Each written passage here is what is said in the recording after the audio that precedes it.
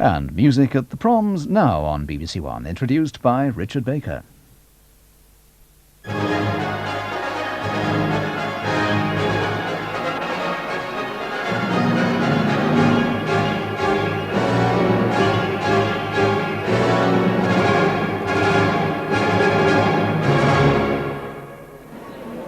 Good evening and welcome once again to the Royal Albert Hall, where we continue our celebration of the 100th season of the proms.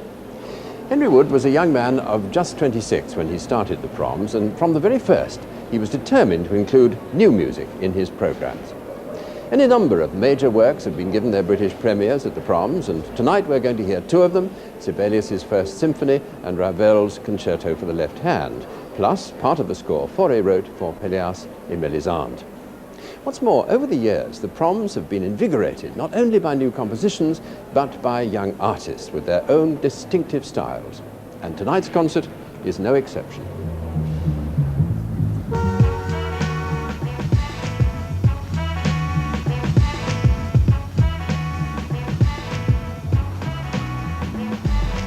I come from France originally, but New York is my home now. I'm kind of the Frenchman in New York after the American in Paris. What I really like in New York is the tremendous energy and the excitement that's in the air, which is reflected in this music. It's music of the city. It's aggressive, energetic, punchy, but I don't always want to be in the city. I think all music is influenced by its environment. It follows the colors, the rhythms, the moods. Take tonight's concert.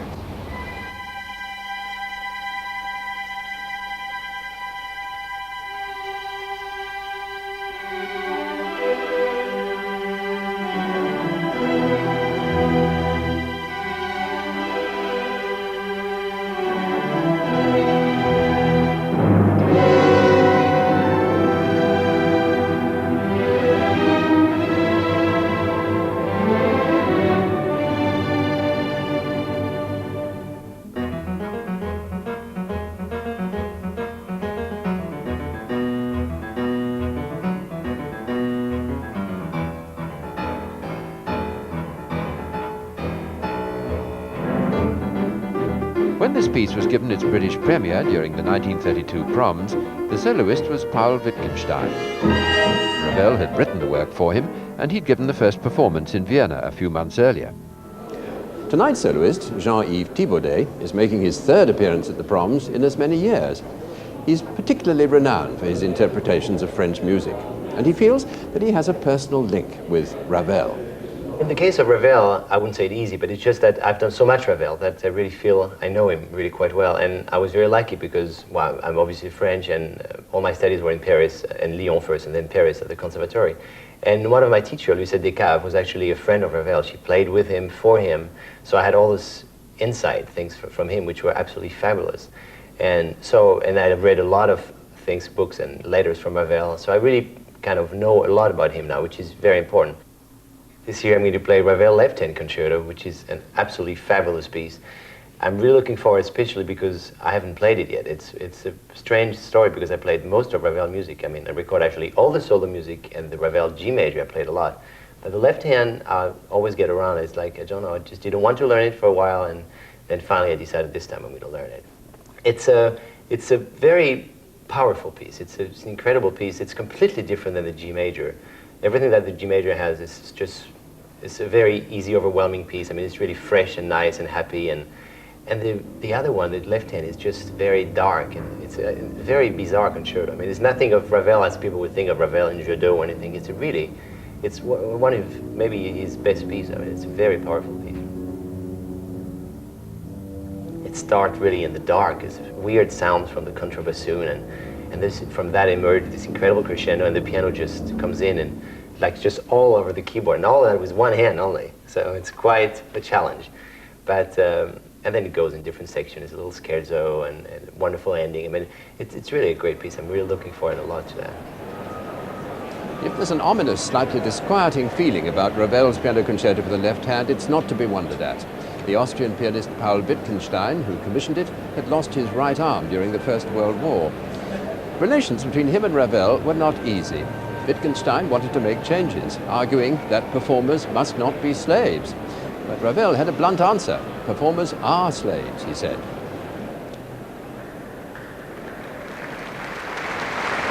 And here is Jean-Yves Thibaudet with Yann-Pascal Tortelier, principal conductor of tonight's orchestra, the BBC Philharmonic, to play Ravel's Concerto for the left hand. It's in one continuous movement.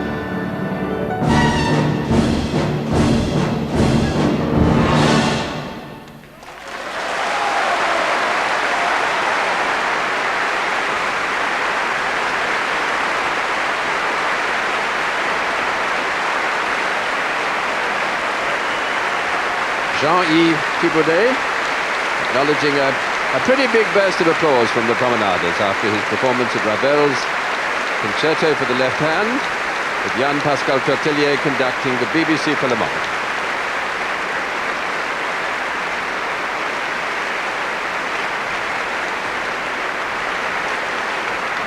This is a special year not only for the proms, but also for tonight's orchestra, the BBC Philharmonic.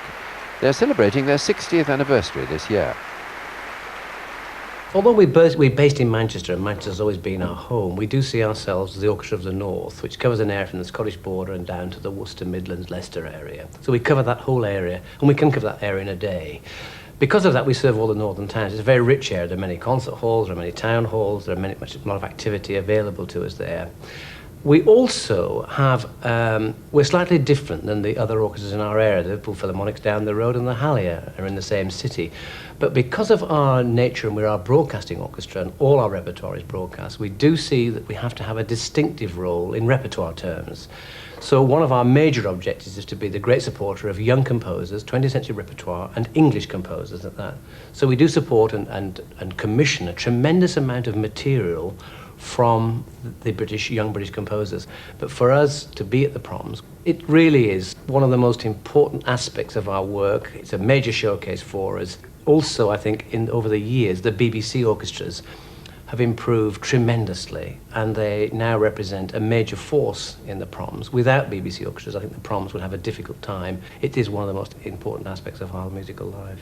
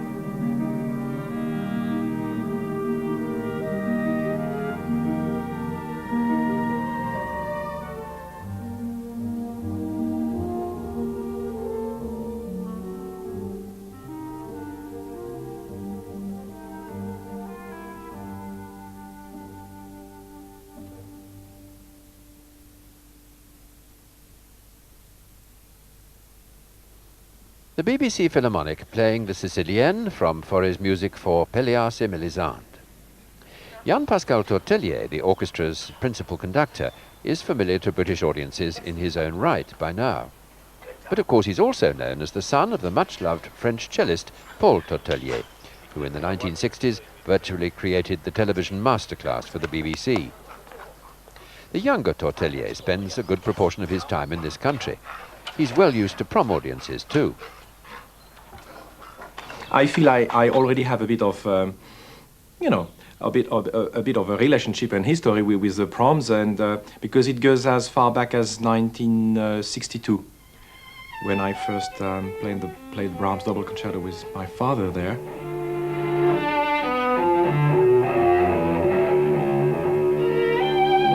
Bon, ça maintenant ça va très bien. Alors passons aux arpèges. Tu sais, la mi do, la mi do, la mi do. 3, 4.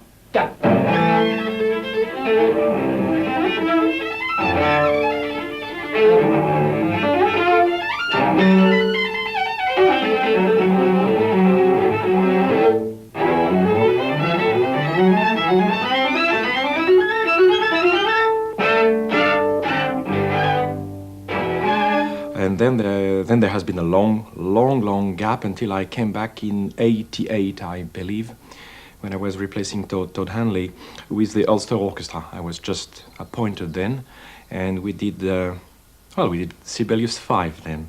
And since then I have appeared every year because I came back with the Ulster Orchestra, and soon after that came my appointment with the BBC Philharmonic.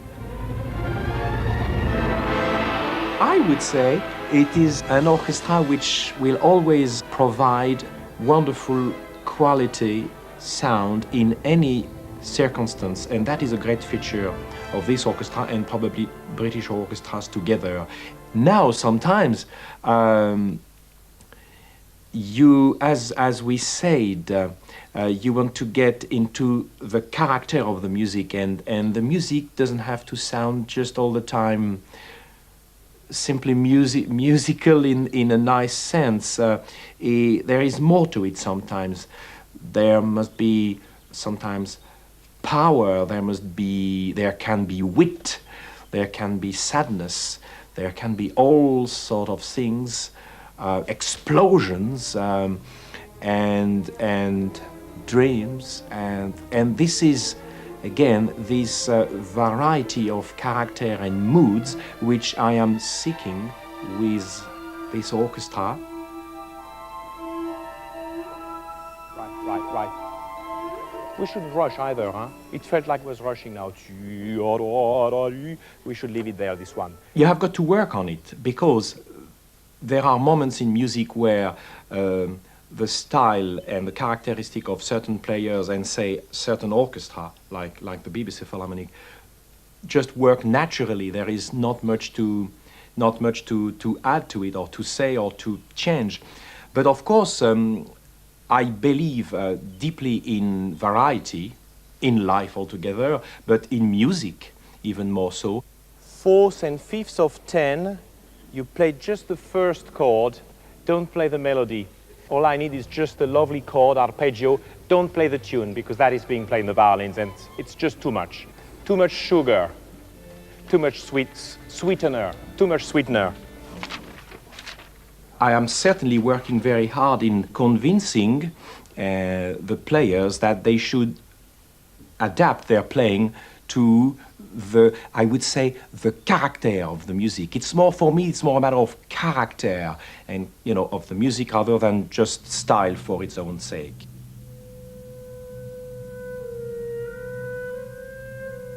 Sibelius is a one-off. There is something very special, as Finnish people and Finland is. It's a very, very unique country. It's a remote country. And there is something remote in the music itself and very individual. When you listen, you just close your eyes and you have the most extraordinary picture, because probably then it is your own imagination that takes over rather than seeing real images. That's one extraordinary thing about music, is that more than anything else, it evokes and suggest things.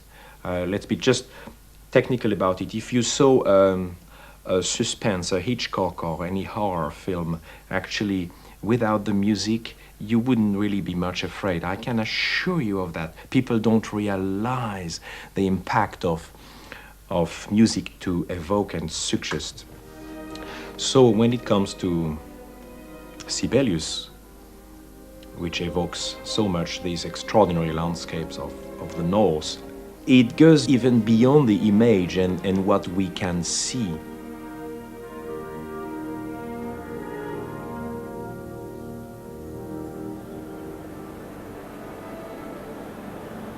Like Brahms in the shadow of Beethoven, Sibelius waited a while before daring to present his first symphony to the world. He was 33 when he conducted the first performance, to great acclaim, in April 1899. 4 years later, Henry Wood presented it at the Proms, its first performance in Britain. In the last of the four movements in particular, Sibelius seems to have been haunted by the spirit of his great Russian predecessor, Tchaikovsky. But his own very individual voice is distinctly heard, not least in the magical opening. And here comes Jan-Pascal Tortelier to conduct the BBC Philharmonic now in the First Symphony in E minor by Sibelius.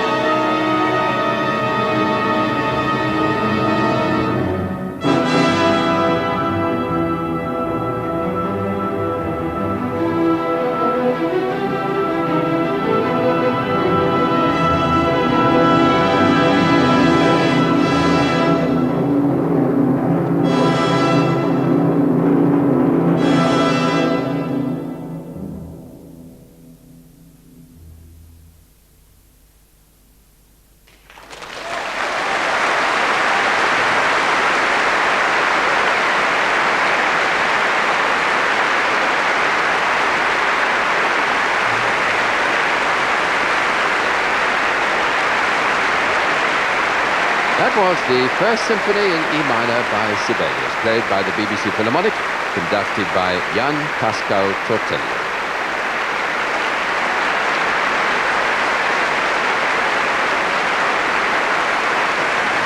It is Jan Pascal Tortelli once again to take his call on the rostrum with the BBC Philharmonic. And now he comes and shakes hands with the leader, Aura Shiran, of the BBC Philharmonic, after this 26th performance at the prom since the UK premiere in 1903 of Sibelius's First Symphony.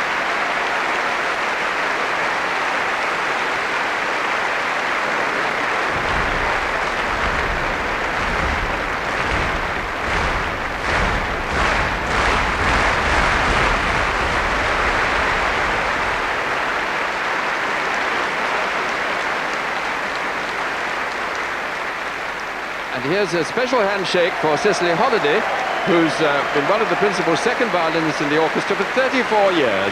Best wishes to Cicely come from the promenaders as well as from the orchestra. She's retiring after this concert, but her violin will stay with the orchestra, so a little of Cicely will remain behind. Next Wednesday, here at the Royal Albert Hall, we venture into the world of operetta, of romantic waltzes, lively polkas and stirring marches, as we revive the old prom tradition of a Viennese evening. And 2 nights after that, I'll be introducing a programme which has been specially designed as a tribute to the founder of the proms, Henry Wood. That's live on BBC Two on Friday the 19th of August. For now, from the Royal Albert Hall, where they're still applauding the BBC Philharmonic and Jan Pascal Tortelli, I'll bid you good night.